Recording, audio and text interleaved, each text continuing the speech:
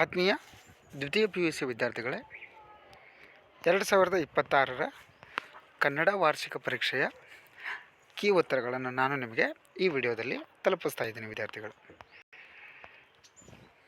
1ನೇ ಪ್ರಶ್ನೆಗೆ option A ಉತ್ತರ ಆಗಿರುತ್ತದೆ. 2ನೇ ಪ್ರಶ್ನೆಗೆ ಆಪ್ಷನ್ 3. 3ನೇ ಪ್ರಶ್ನೆಗೆ ಆಪ್ಷನ್ 3. 4ನೇ ಪ್ರಶ್ನೆಗೆ 4th ಆಪ್ಷನ್. 5ನೇ ಪ್ರಶ್ನೆಗೆ 3ನೇ ಆಪ್ಷನ್. 6ನೇ ಪ್ರಶ್ನೆಗೆ ಮೊದಲ ಆಪ್ಷನ್. 7ನೇ ಪ್ರಶ್ನೆಗೆ 4ನೇ ಆಪ್ಷನ್. 8ನೇ ಪ್ರಶ್ನೆಗೆ 1ನೇ ಆಪ್ಷನ್. 9ನೇ ಪ್ರಶ್ನೆಗೆ 4ನೇ ಆಪ್ಷನ್.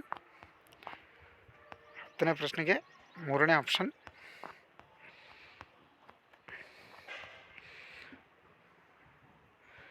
11ನೇ ಪ್ರಶ್ನೆಗೆ ನಿಶಾ ಶರ್ಮಾ.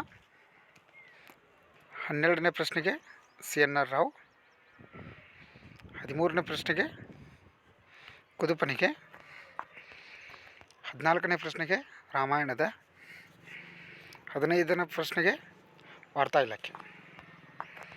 ಇನ್ನು ಹೊಂದಿಸಿ ಬರೆಯಿರಲ್ಲಿ 16ರ ಅಗೆ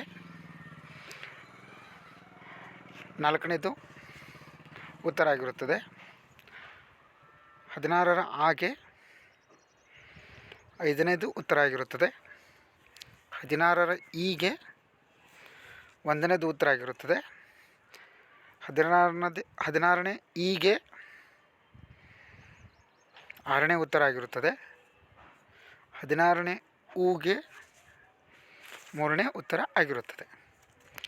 ವಿದ್ಯಾರ್ಥಿಗಳೇ, ಈ ವಿಡಿಯೋ ಲಿಂಕ್ನ ನಿಮ್ಮ ಫ್ರೆಂಡ್ಸ್ಗೆ ಮತ್ತು ಗ್ರೂಪ್ಸ್ಗೆ ಶೇರ್ ಮಾಡಿರಿ. ಅವರಿಗೂ ಕೂಡ ಇದರ ಅನುಕೂಲ ಸಿಗಲಿ ವಿದ್ಯಾರ್ಥಿಗಳೇ. ಅದೇ ರೀತಿ ನೀವು ನಮ್ಮ ಯೂಟ್ಯೂಬ್ ಚಾನಲ್ ವಿಡಿಯೋನ ಇವಾಗ ನೋಡ್ತಾ ಇದ್ದರೆ ಮೊದಲಿಗೆ ಸಬ್ಸ್ಕ್ರೈಬ್ ಆಗೋದನ್ನು ಮಾತ್ರ ಮರಿಬೇಡಿ. ಸಬ್ಸ್ಕ್ರೈಬ್ ಆಗೋದ್ರಿಂದ ನಿಮಗೆ ನೋಟಿಫಿಕೇಷನ್ಸ್ ಬರ್ತವೆ. ಆ ನೋಟಿಫಿಕೇಷನ್ಸ್ ನೋಡ್ಕೊಂಡು ನೀವು ಈ ರೀತಿ ಪ್ರಶ್ನೆ ಪತ್ರಿಕೆಗಳ ಕೀ ಆನ್ಸರ್ಗಳನ್ನು ತಿಳ್ಕೊಳ್ಬೋದು.